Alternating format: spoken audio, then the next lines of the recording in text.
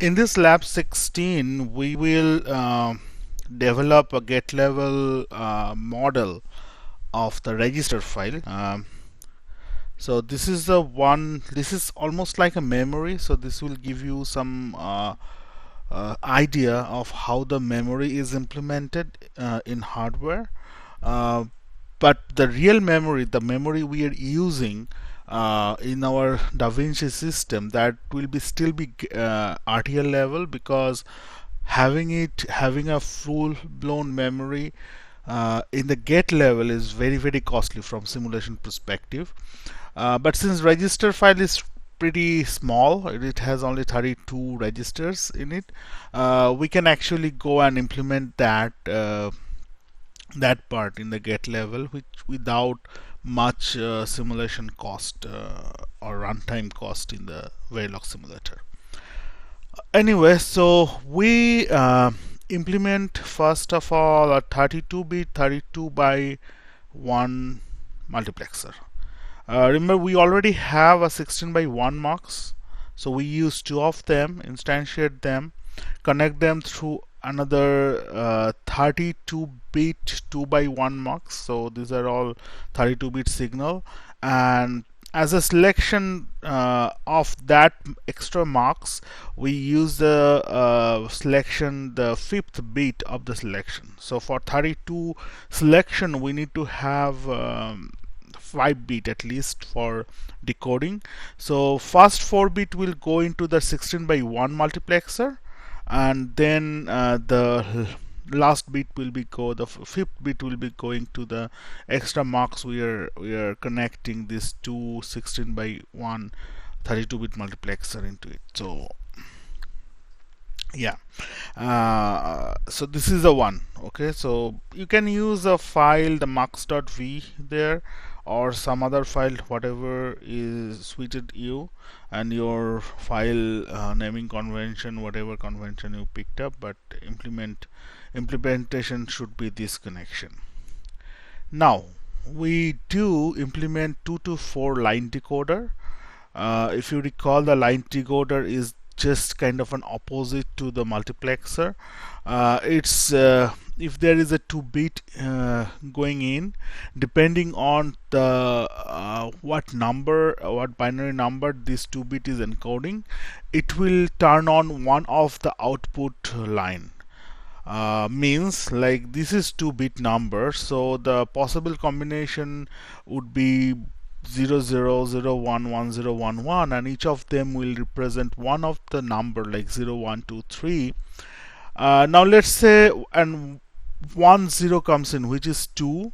That means the line 2 D2 will go logic high, and all the other output will be down or logic 0.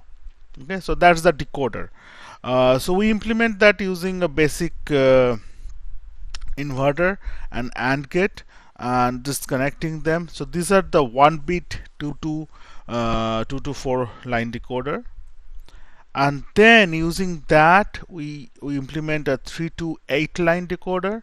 So use that 2 to 4 line decoder, and then another extra bit coming in, I2, and which will go through the inverter, and then we have a set of 8 AND gates to selectively turn on one of these line depending on what number this 3-bit represents.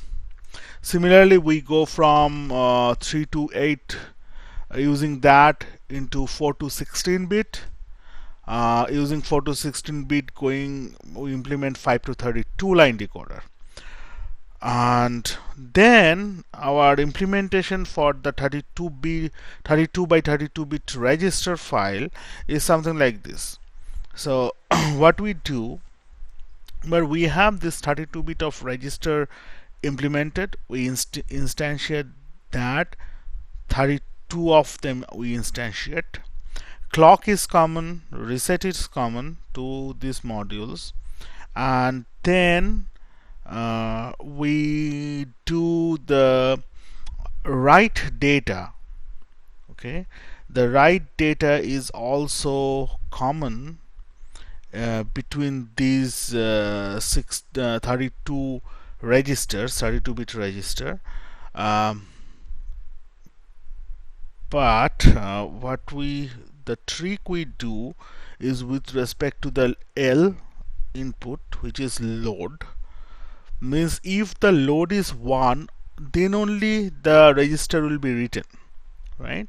So depending on like what write address we have been given, we need to turn on one of the load signal out of these 32 different registers, and for that we'll be using that 5 by 32 line decoder. Okay, so we fetch in the write address, which will be 5-bit, which will represent from 0 to 31, and so the output from the decoder, 32 outputs, so one of them will be turned on, and with that write signal is ANDed. Means if the write signal is 0, we don't need to turn on the L, right, load signal. We don't need to write anything. So what will happen if write is 1, which is mean I want to write into this address, so corresponding decoder line will be turned on. Let's say I gave an address of 32, which will turn on this D31 line, and then write is 1, so ultimately this output of this AND gate will go to the 32-bit register file register, 32-bit register with a load signal. So it will turn on this load signal, and it will load the data to be written into that specific register. So that's how we did the write part. Now the read part is this.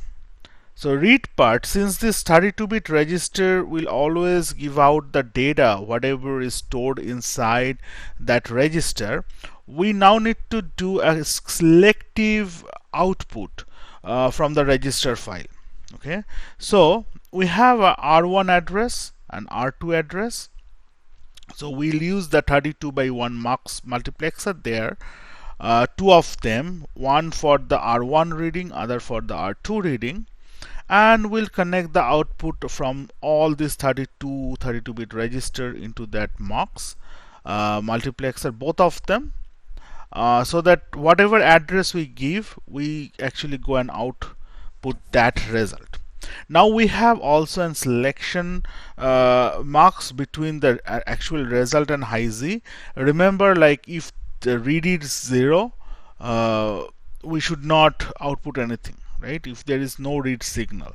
So what we do, we use another 2 by 1 32-bit marks, and one of the input is high Z, and other is that like content of the register, depending on the R2 address or R1 address in one of them. So as soon as read is 1, we give out that data. If read is 0, this become high Z. So this is the register file we'll implement.